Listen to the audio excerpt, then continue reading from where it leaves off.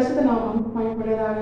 இந்த நாளில் இந்த காலை வேளையிலே கர்த்தர் நம்மை அவருக்கு பலப்படுத்தும்படியாக நமக்கு தருகிற வார்த்தை மீகா தீர்க்கதரிசன புஸ்தகம் அதனுடைய 5வது அதிகாரம் அதனுடைய 15வது வசனம்.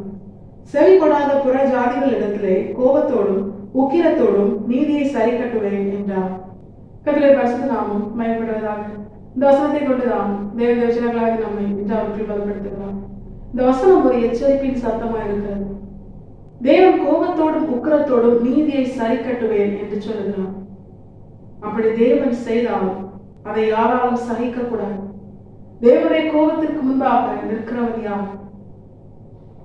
அவர் கோபத்தோடும் உக்கிரத்தோடும் நீதியை சரி கட்டுவாராம்.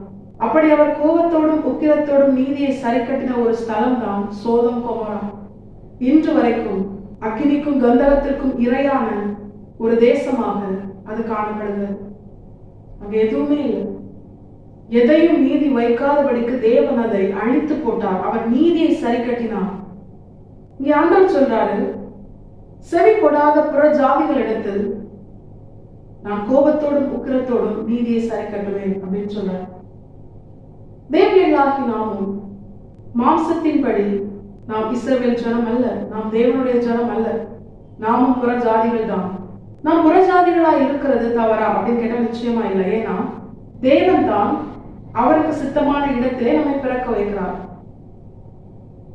அவருக்கு சித்தமான நேரத்தில் அவருக்கு சித்தமான பெற்றோருக்கு அவர் நம்மை சுதந்திரமாக பரலோகத்தின் பலனாக கொடுக்கிறார். இப்போ நாம் பிறப்பினால் புற ஜாதிகளா இருப்பது தவறு அல்ல. ஏன்னா வசனம் தெளிவாய் சொல்லுகிறது, தேவன் தம்முடைய ஒரே பேரான குமாரனை விசுவாசிக்கிறவன் எவனோ அவன் கெட்டு போகாமல் நித்திய ஜீவனை அடையும்படிக்கு அவரை தந்தருளி இவ்வளவாய் உலகத்தில் அன்பு கொண்டார் என்று.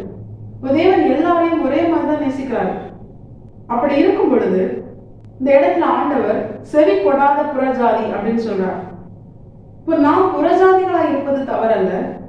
அவர் நம்மை நேசித்த அவருடையவர்களாய் ஆண்டவராக இயேசு கிறிஸ்துவுக்குள்ளாக ஆபிரகாமின் ஆசீர்வாதங்களை நாமும் சுதந்திரிக்கும்படியாய் நம்மை ஆவிக்குரிய இஸ்ரவேலர்களாய் மாற்ற அவர் தம்முடைய ஜீவனை கொடுத்து பிரிவினை என்கிற நடுச்சுவரை தகர்த்து நம்மையும் அவருடைய சொந்த ஜனமாய் பரிசுத்த ஜனமாய் மாற்றிவிட்டார்.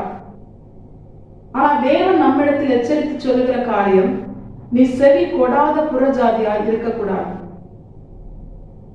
நீ புறஜாதியா இருந்த நான் உன்னை என்னுடைய ரத்தத்தினால் என்னுடைய சொந்தமாய் என்னுடைய சொந்த ஜனமாய் என்னுடைய சொந்த பிள்ளையாய் மாற்றிவிட்டேன். ஆனா அந்த ஸ்தானத்திலே என்னுடைய பிள்ளை என்கிற ஸ்தானத்திலே நித்திய ஜீவனை நான் உன்னை கொண்டு சேர்க்கும் பொழுது என்னுடைய மனவாட்டி என்கிற ஸ்தானத்திலே நீ நிலைக்கும்படியா நீ செவி கொடுக்கிற புறஜாதியா இருக்கணும் அப்படின்னு ஆண்டவர் சொன்னார். அது என்ன செவி கொடுக்கிற புறஜாதி, செவி கொடாத புறஜாதி? எந்த ஒரு மனுஷன் தேவனிடத்திலிருந்து தன்னை நோக்கி வருகிற வார்த்தையை புறக்கணித்து அதற்கு செவி கொடுக்காம தன்னுடைய மனமும் மாமிசம் விரும்புகிற பிரகாரம், தனக்கு இஷ்டமான பிரகாரம், தனக்கு நலம் என்று தோன்றுகிற பாதையிலே பயணிக்கிறானோ, தனக்கு பிடித்தமான கிரியைகளை நடப்பிக்கிறானோ, அது தேவனுக்கு பிரியமோ பிரியம் இல்லையோ அதை குறித்து அவனுக்கு கவலையே கிடையாது. அந்த மனுஷன் என்ன பண்றான் தெரியுமா? அவன் செவி கொடாத ஒரு புறஜாதியால் தன்னுடைய வாழ்க்கையில் தொடர்கிறான். அவனால் என்ன பண்ண முடியாது? தேவன் தனக்கென தந்த ரட்சிப்பை பெற்றுக்கொள்ள முடியாது. அவனால் தேவன் தனக்கென வைத்திருக்கிற தேவனுடைய பிள்ளை என்கிற ஸ்தானத்தை பெற்றுக்கொள்ள முடியாது. அப்படிப்பட்ட ஒரு மனுஷன் அந்த நிலையிலே தொடர்ந்தால் அவனால் நித்திய ஜீவனை சுதந்திரிக்க முடியாது. அப்படிப்பட்ட ஒரு மனுஷனை பார்த்துதான் கர்த்தர் சொல்கிறார், நீ செவி கொடாத புறஜாதியா இருந்தால் நான் என் கோபத்தோடும் உக்கிரத்தோடும் உண்மையில நீதியை சரி கட்டுவேன் என்று ஆண்டவர் சொல்லுகிறான். தேவர்களாகி நாம் பிறப்பினால் புற ஜாதிகளாய் இருந்தாலும் அவர் தம்முடைய இரத்தத்தினால் நம்மை அவருடையவர்களாய் மாற்றி இருக்கிறார். அந்த ஸ்தானத்திலே நிலைக்க செவி கொடுக்கிற புறஜாதிகளாய் நாம் நம்முடைய வாழ்க்கையில் மாற நாம் நம்மை தேவனுடைய கரத்தில் அர்ப்பணிக்கணும். அது என்ன செவி கொடுக்கிற புறஜாதி? நம்மை நோக்கி வார்த்தை வரும் பொழுது அதற்கு எந்த மறுப்பும் தெரிவிக்காமல் நம்ம அதை அக்செப்ட் பண்ணணும். கர்த்தருடைய வார்த்தை நம்மிடத்திலே நம்மை நோக்கி வரும் பொழுது அதை அப்படியே ஏற்றுக்கொள்ளணும்.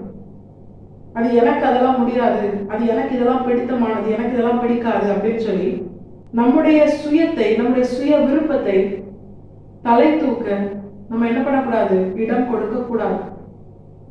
இன்னைக்கு அநேகர் தேவனுடைய வார்த்தை தங்களை நோக்கி வரும் பொழுது அதுக்கு முக்கியத்துவம் கொடுக்காம செவி கொடுக்காம போறதுக்கு பிரதானமான காரியம் அது யார் பேசுறா அப்படின்னு பாக்குறாங்க.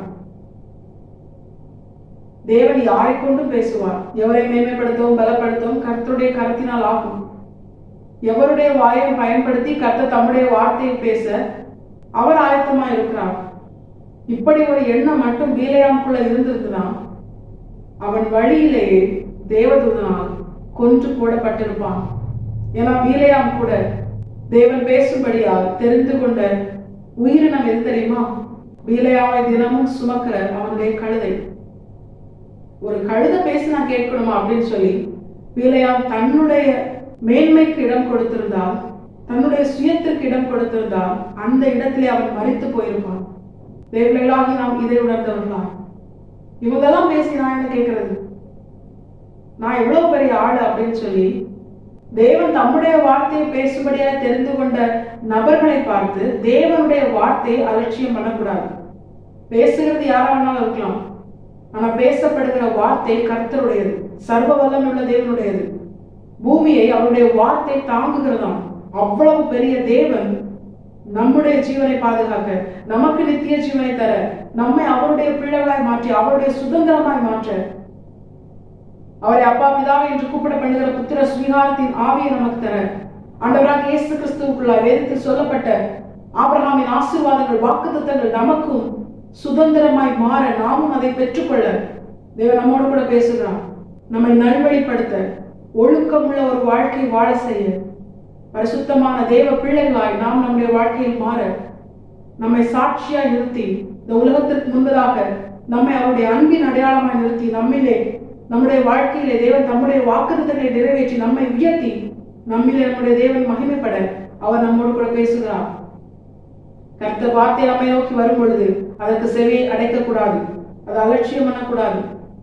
என்னாலாம் இது முடியாது அப்படின்னு சொல்லி ரொம்ப நிர்விசாரமா வாழக்கூடாது. இன்று நாம் எந்தெந்த காரியங்களுக்கு ரொம்ப முக்கியத்துவம் கொடுக்கிறோமோ அந்த காரியத்தால் நமக்கு எந்த பிரயோஜனமும் கிடையாது. ஏன்னா அந்த காரியத்தினால் நம்முடைய ஆத்மாவை பாதுகாக்க முடியாது. உங்கள் சரீரத்தை மாத்திரம் கொல்லுகிறவர்களுக்கு நீங்கள் பயப்படாமல் சரீரத்தையும் ஆத்மாவையும் நரகத்திலே அழிக்க வல்லவருக்கு நீங்கள் பயப்படுங்கள் என்று ஆண்டவராகிய இயேசு கிறிஸ்து சொல்கிறார்.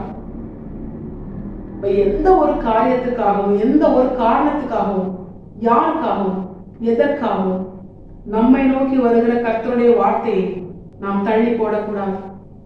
அதற்கு நாம் செவியை அடைக்கக்கூடாது. அதை அப்படியே ஏற்றுக்கொண்டு அதை நாம் நம்முடைய வாழ்க்கையில் செயல்படுத்த நாம் நம்மை முழுமையாக கர்த்தருடைய பாதத்தில் அர்ப்பணிக்கிறோம். ஏன்னா நம்மால் நம்முடைய பலத்தால் தேவ வார்த்தைகளை முழுமையாக கீழ்ப்படிய நிச்சயமா முடியாது. மாம்சம் பலவீனம் உள்ளது. இப்ப நம்முடைய வாழ்க்கையில தேவனுடைய வார்த்தை முழுமையாய் நம்முடைய வாழ்க்கையில் நிறைவேற வேண்டுமானால் நாம் அதற்கு கீழ்ப்படிந்து அதன்படி நாம் வாழ வேண்டுமானால் பரலோகத்திலிருந்து அருளப்பட்ட பலனாகிய பரிசுத்த ஆவியானவர் நமக்குள்ள இருக்கணும்.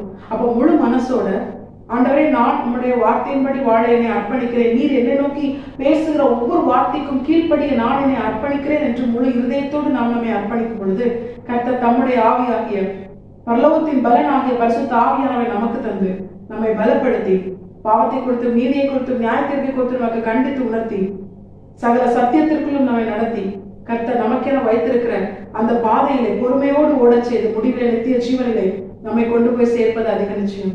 தேவர்களாகி நாம் கர்த்தருடைய வார்த்தைக்கு செவியை விளக்குகிறவர்களாய் அல்ல, செவி கொடாத புறஜாதிகளிடத்தில் கர்த்தர் தம்முடைய கோபத்தோடும் உக்கிரத்தோடும் நீதியை சரி கட்டுவார் என்பதை உணர்ந்து தேவர்களாகி நாம் தேவனை பற்றி அறிகிற அறிவினால் நீதிமான்கள் ஆக்கப்பட்டு நித்திய ஜீவனை சுதந்திரிக்க செவி கொடுக்கிற புறஜாதிகளால் நாம் நம்மை முழுமையாய் கர்த்தருடைய பாதத்தில் அர்ப்பணிக்கும் பொழுது கர்த்தர் நம்மை நம்மோடு கூட அவர் செய்த உடன்படிக்கையின் இரத்தத்தினால் நம்மை அவருடைய சொந்த ஜனமாய் அவருடைய மனவாட்டியாய் தலையாகிய கிறிஸ்துவோடு இணைக்கப்பட்ட அவருடைய சரீரமாய் நம்மை மாற்றி அவர் வந்து நம்மை நித்திய ஜீவனில் அவரோடு கூட நித்தியமாய் வாழும்படியாய் அழைத்து செல்வது அதிக நிச்சயம்.